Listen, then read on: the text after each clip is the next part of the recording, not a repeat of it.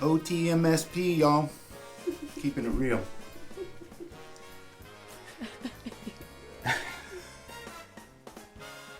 Hi, folks. Welcome to Toon Talk. I'm Howard. I'm Tricia. This month, we wanted to do something a little different for you, so I'm not wearing pants. Me neither. I'm just kidding. I'm actually wearing 2 pair of pants. Me too. Hey. I'm not going to take the time to take mine off. But I am really wearing 2 pairs of pants. Why are you wearing 2 pairs of pants? I told you we were doing something different. You are so clever.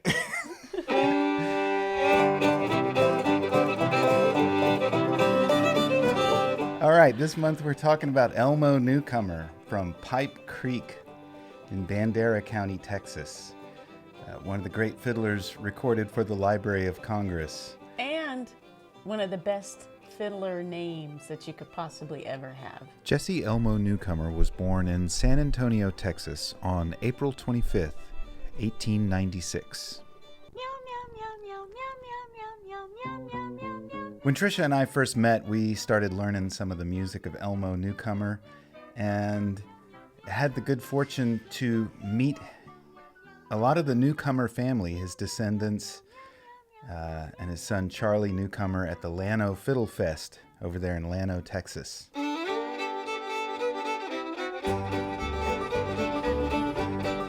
Elmo followed in his father's footsteps and became a stockman on the family farm in Pipe Creek, about 8 miles from Bandera.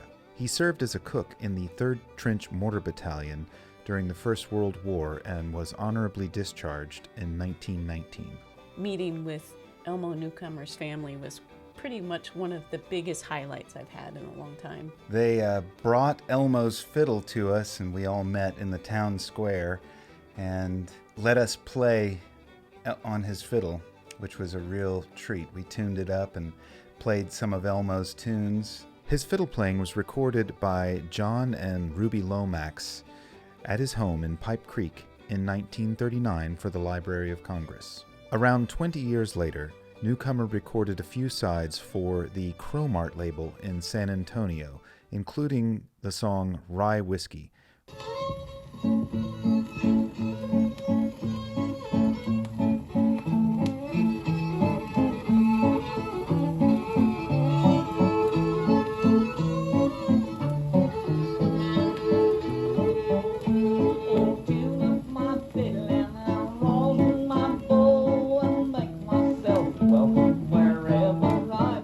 Which his granddaughter told me he composed and had the rights subsequently surreptitiously stolen from him by the late country singer Tex Ritter.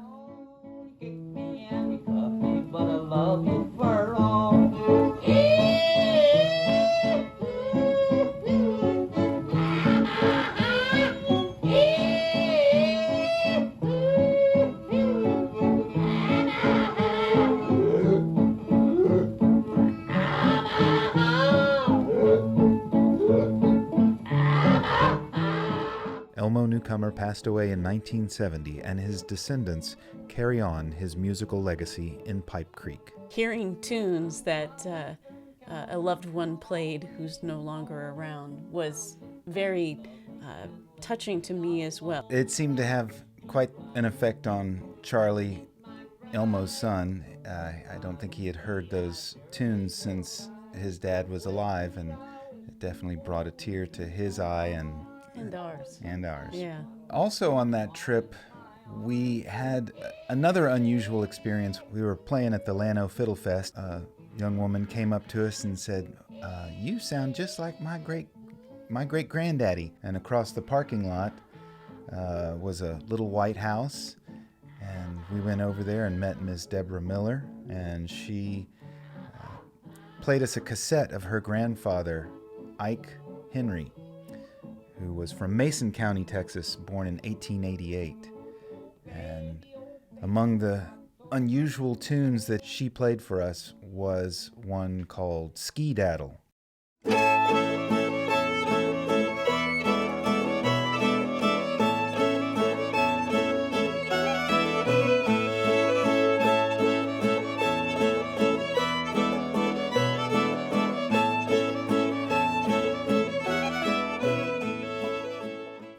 once again, that family connection and seeing people be so excited to share. That's one thing we talk about in our performances, that we love to hear about family members. But just getting to meet other families who had fiddlers was such a fortuitous event that day.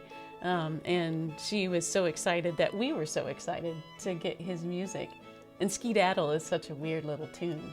Well, folks, that's all the time we have for you here today on Toon Talk, but we do encourage you to keep those tunes alive and keep talking about them, as we do here on Toon Talk. All right, I guess I'm going to put my second pair of pants back on. Bye, everyone. See ya.